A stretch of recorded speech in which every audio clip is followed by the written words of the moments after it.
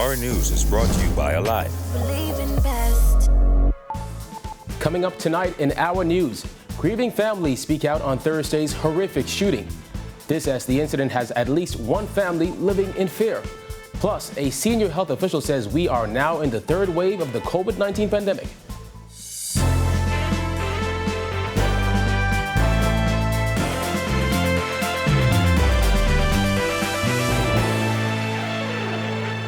Welcome to Our News, and thank you for joining us. I'm Kyle Joaquin. Topping news tonight, the mother of one of the 6 men killed on Thursday is tonight living in fear for her life and her other children as she fears retaliation. She said as if mourning the loss of one son isn't enough, she's worried about the safety of another.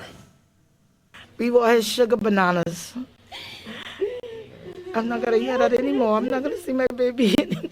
They take my baby away from me. Oh, they take my Denari away from me. A heartbroken mother now left with only memories of her 27-year-old son, Denario Saunders, who was one of 6 men gunned down just 2 hours after they were released from police custody. Wendy Brown sat on a porch with tears rolling down her face, remembering the son who she said just enjoyed life. He loved to have a very good time. He make anybody and everybody smile wherever he go. He wasn't a person of interest to say go around gang banging or whatever. He just loved to party. He just loved life itself. And he just used to just make people happy wherever he go. This mother says she's now living in fear and suspicion after Saunders was shot and killed yesterday. She said the last thing she heard was that her son was in police custody. I don't know if my son was involved. I don't know nothing about it. All I know is that they were locked up. Okay? Tried to find them, I find one of the boys. He was at Cable Beach. And that's as far as I know. When I listen again, they released them. And 2 minutes after they released them, they were all dead. Nobody knew that they were coming out. Only people who knew were the people who had him locked up. You know what it is? You release them, and within the space of 5 minutes, every living one of them were dead. Something is wrong with that picture. With tears flowing, she clings to her daughter and says she is especially afraid for her oldest son, who has been in and out of jail for over a decade. Like, what have my son ever done, y'all? What? He spent most of his life in Fox in prison. Most of his entire 31 years, from 17, incarcerated by the police for murder. All was murder. He won every case. Members of the Bahamas Christian Council joined the family in prayer today, where President Bishop Delton Fernandez made a call for peace. We cancel retaliation now. Your word declares that vengeance is mine and you will repay. So now we give this to you. And so we cover this family to the grace of God, that He'll watch over you in your going and coming. It is in Jesus' name we pray. Amen. We love you, and God loves you. Meanwhile, the families of 30-year-old Renardo Bastian and 30-year-old Kendall Lord Jr. are still reeling from Thursday's horrific shooting, which left 6 men dead and 2 others, including a toddler, in hospital. Bastian's father said he has lost 3 of his sons to gun violence. Here's Berthany McDermott. Right now, I'm just trying to hold my head above waters and take it as it is. Alfred Bastian, who is the father of 30-year-old Renardo Bastian, says the murder of his son was especially devastating, as this is the 3rd son he has lost to gun violence. On December 3rd, 2020, his son, 33-year-old Alfred Bastian Jr., was shot and killed on Cooper's Terrace. I can tell you the truth now. It hurt, but that's just me. I can't really carry on like in such a way. I can tell you that was really my financially, man, because I mean, I haven't worked for years right now. And anything I want or I need, my sons them used to do for me. They really used to take care of me. According to police, 6 men who were released from police custody yesterday were shot and killed 2 hours later at the intersection of Jerome Avenue and Chesapeake Road by assailants who fled the scene. Bastian says now he has just 1 daughter left. He and Kendall Lord Sr. recall the moment they received the devastating news their sons had been killed. When I heard them shots, right, I didn't know who to really hear me now. The other guy come on a bike and say, boy, they just shoot up crack. Them in one car. But I said to myself, how that could be crack and crack lock up? Well, it was a mixed emotion, you know. I had a mixed emotion. I just did. didn't know what to say or to do. Lord said his son, Kendall Lord Jr., left behind 3 children, adding his family is trying their best to cope. You just have to move on. You can't turn back the hands of time, so just take it one day at a time, cope with the grief, and just move on. Now, visibly distraught by the incident, both fathers recall the last interactions they had with their sons. Get up in the morning, we hail each other. He went on his chores, or he went.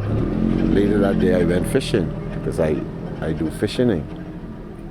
And when I came back from fishing, they told me he was locked up. He hailed me that morning because I cooked some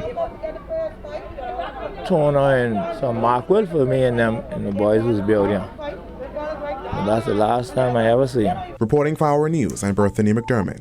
Well, a toddler and woman are still in critical condition in hospital after they were caught in the crossfire of a massacre yesterday that left 6 men dead. The gang-related killing sent shockwaves to the Kemp Road community, and officers are on high alert to prevent retaliation killings. Jillian Gray has more.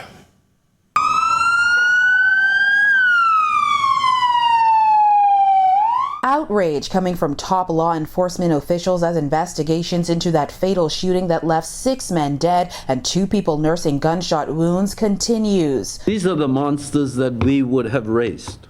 It's nobody's kids but ours. This bullet-ridden Silver Aspire tells the tale of the horrific scene that unfolded Thursday evening as those 6 men who were just released from police custody were ambushed in the heat of the day by 4 men in a white Kia Jeep who police say may have been from a rival gang. The commissioner of police denied rumors that his officers leaked information and says simply that the culprits were plotting on those victims. We don't know at which point these persons followed these persons in the vehicle. Obviously, they were porting out for them, and this was some time after they were released from custody.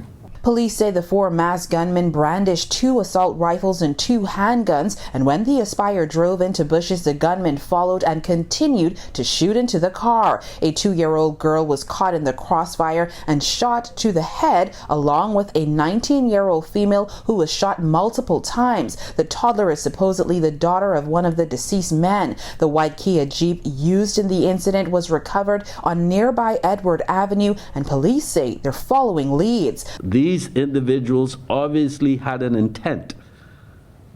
They had bad intentions because the victims were just recently released. And so they had to have been tracked from wherever they were. All 6 of those men who were held at separate stations were released after being arrested on Monday on firearm charges. While officers are waiting on CCTV footage, they say ShotSpotter technology did aid in a swift response. We will not sit back and allow our nation to be overrun by a group of misfits. We're still a nation of laws. And we will see to it that those who are responsible are brought to justice in the quickest possible time. And whether it's gang-related or not, what I'm saying is we're not going to allow any retaliation in this city tonight or tomorrow or moving forward. And I would ask those persons and say to them to surrender. If not, we're going to come looking for you. Now, officers are making that familiar plea for anyone with information to come forward. They have set up an incident room at CDU where persons can either come in or call in to give information. The number for that incident room is 502-9929 or 42. Reporting for Our News, I'm Jillian Gray. All right, thanks, Jillian. In other news, the Bahamas is now grappling with a 3rd wave of COVID-19. According to Director of the National HIV/AIDS and Infectious Diseases Program, Dr. Nakia Forbes, who says a sustained increase in cases is a clear indicator that the pandemic is far from over. Jasmine Brown reports. Dr. Forbes was candid in her comments as she was asked about the rising number of COVID-19 cases, and she admitted that it's clear the Bahamas is now in a 3rd wave. We are in a 3rd wave of COVID now. Dr. Forbes made the comments on RTV's On the Record with host Jerome Sawyer. She pointed to the fact that there has been an increase in COVID-19 infections in recent weeks. Since Saturday, 270 COVID-19 cases were reported by the Ministry of Health. The most cases for the week were reported on Wednesday, when the Ministry of Health indicated 58 people tested positive for COVID-19. We saw that cases were gradually going up over a certain period of time. And so when that happens, when you have a sustained increase in the number of cases over time, that's called a wave. The steady incline in confirmed COVID cases has not prompted the Minutes administration to tighten restrictions. In fact, both the Prime Minister and Minister of Health have said there are no plans at the moment to increase restrictions, whilst also told reporters outside Cabinet on Tuesday that the COVID case counts do not necessarily point to a third wave. We see a spike one day with about 40 cases, then we see it down in the teens, then we see it in the 20s, then we see it in the teens. And that might be due to a particular event, because this virus has a 14-day incubation cycle. Meantime, Dr. Forbes says it will take controlled efforts to get the Bahamas out of the pandemic. What do we do about that? We have to try and stimulate that. We have to try and get that under control. And the way to do that is prevention, public health measures, a robust vaccination plan, and control efforts to identify persons with COVID, put them in isolation, do contact tracing and quarantine. And we all have to follow the public health measures if we want this to work. Reporting for our news, I'm Jasmine Brown. More news on the way, but first, Greg Thompson is in studio with your first check with weather. Thanks, Cal. I'm meteorologist Greg Thompson with your first look at weather. After a warm day around the islands, temperatures getting into the low to mid 80s. We're settling down into the mid 70s, 75 degrees outside our studios. Just a few clouds. Some of those clouds are high level clouds. The winds are out of the south at 5 knots, and we expect those winds to fall off even further as the evening goes on. Beautiful day around the islands today. Lots of sunshine. We're under that high pressure system that's going to remain with us into the weekend. That's going to keep things rather dry and warm. That's your first look at weather. Your extended forecast is still to come. All right, thanks, Greg. Still to come, the F&M ratifies 3 more candidates. Plus, the Freetown MP speaks out on yesterday's killings. Stay tuned. Please be advised that REV has commenced mass disconnection exercises for all accounts with outstanding balances of 90 days or more. Delinquent account holders are advised to pay their bill immediately to avoid service interruption. Simply call us on 605-PAYS or WhatsApp 829-PAYS to make payments or to discuss payment options. Failure to do so will result in service disconnection. To view and pay your bill online anytime, simply visit my.rev.bs.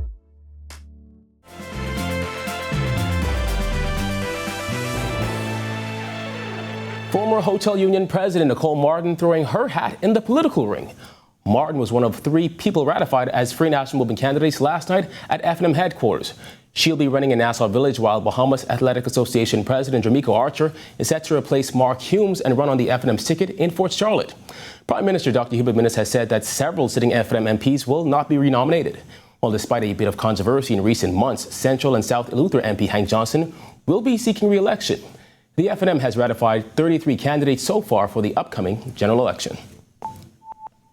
Well, while offering his condolences to his constituents who lost loved ones on Thursday, Member of Parliament for Freetown, Dionisio de Aguilar, says the community is devastated by the deaths. He says this is not the first time Kemp Road has been rocked by a shooting incident, adding the killings have to stop.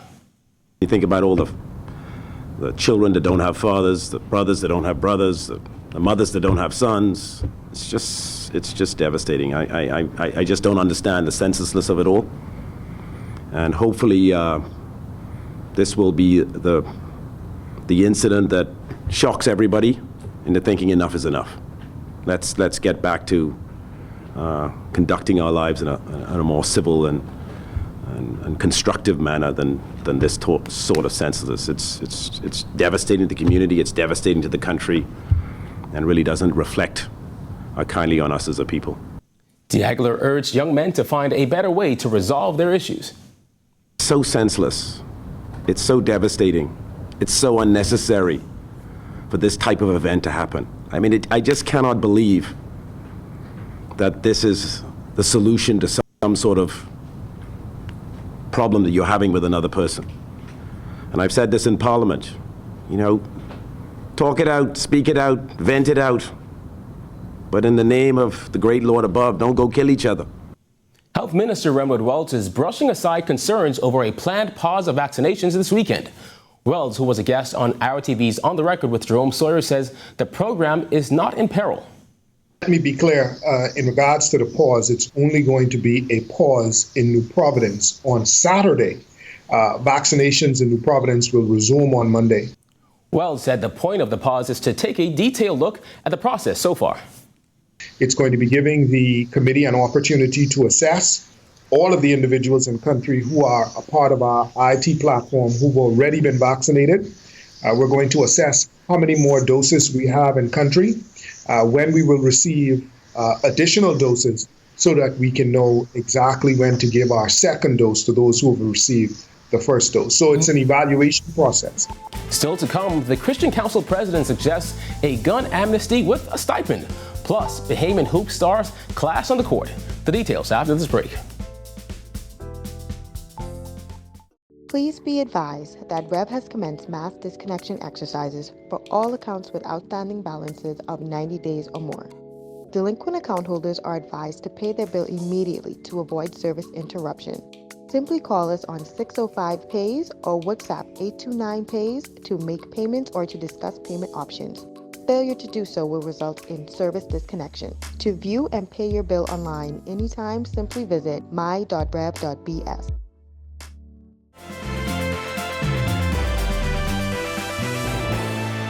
You're watching Our News. Welcome back.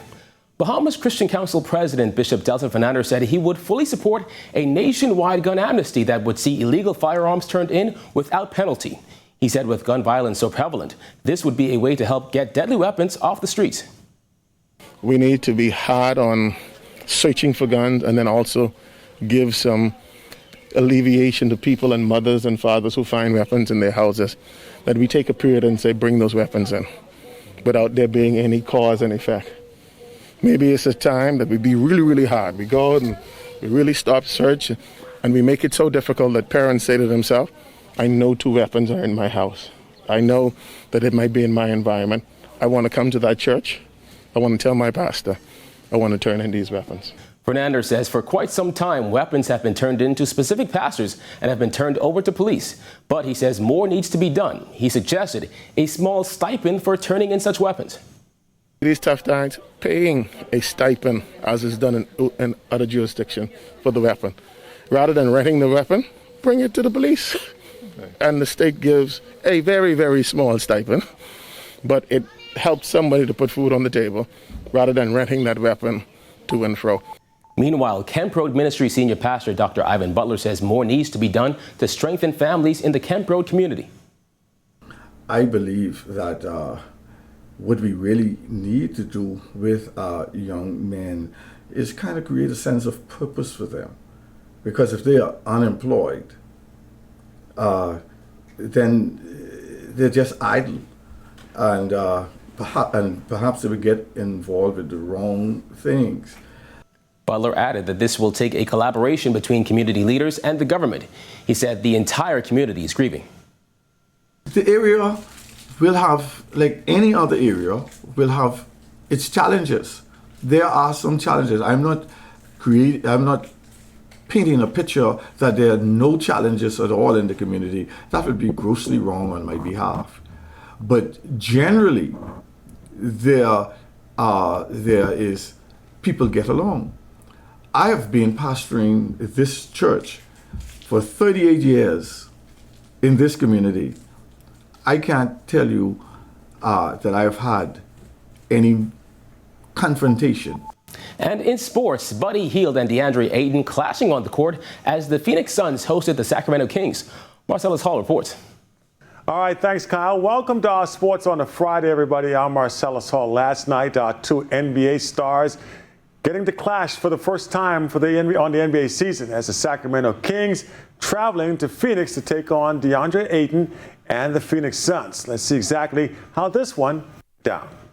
But DeAndre Ayton, Phoenix Suns playing host to the Sacramento Kings last night. Both teams going in vastly different directions. Sacramento at 22-34, 12th in the Western Conference. Meanwhile, the Phoenix Suns, second in the West. It was Buddy Hield making his return after an absence with an illness, stepping onto the court and doing pretty well. As for the young Bahamian out of Grand Bahama, here's a look at his stats on the evening. He would log a couple of good minutes, 33 minutes on the floor, finishes up with 24 points, 4 rebounds, and 2 assists. It would be, however, in a losing cause as the Phoenix Suns continue their winning ways.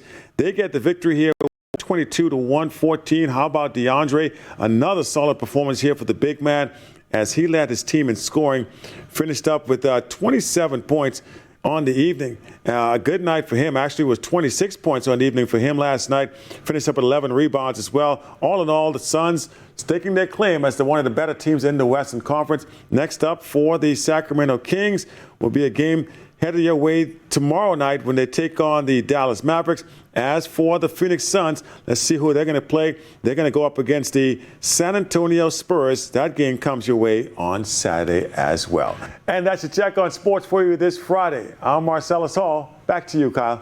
Well, thanks for not calling me Christina tonight. I'm UB to host political debates as election season heats up. That's coming up when Our News returns. Happy Foods. Happy Foods. 242. 242. Happy Foods. 242. Food galore just for you. Happy Food. 242. Food galore just for you. This ain't no talking show, it's an eating show. Sasha Laurel is the host of Happy Foods. 242. Food galore just for you. Happy Foods. 242. Food galore.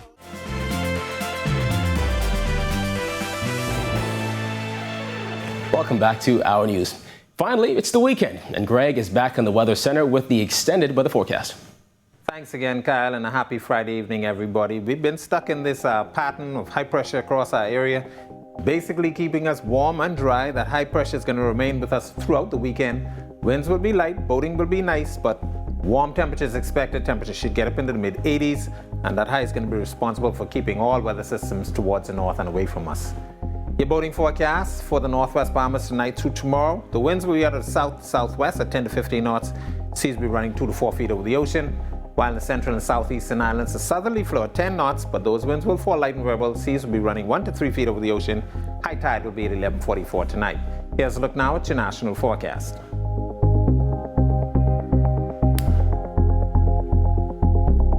A look now at your extended forecast through Wednesday.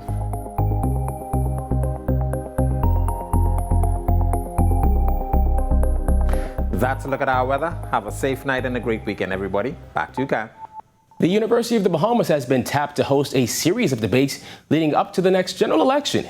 UB Associate Professor of History Christopher Curry says the debates beginning May 4th will include representatives from all 7 parties and are expected to cover a range of timely topics.